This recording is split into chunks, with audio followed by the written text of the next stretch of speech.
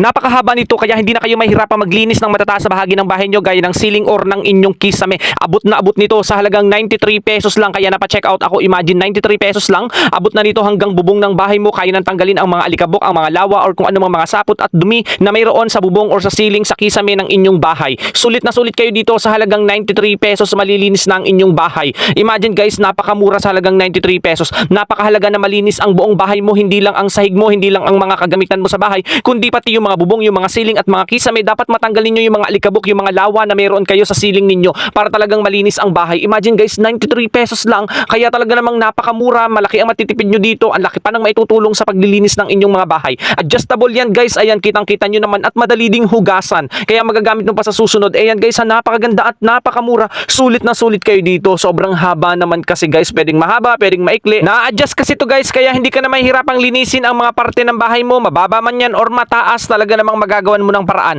Kaya naman guys, kung gusto nyo i-check out mo na sa napakamurang halaga 93 pesos, malilinis ang bahay mo. Kaya check out mo na.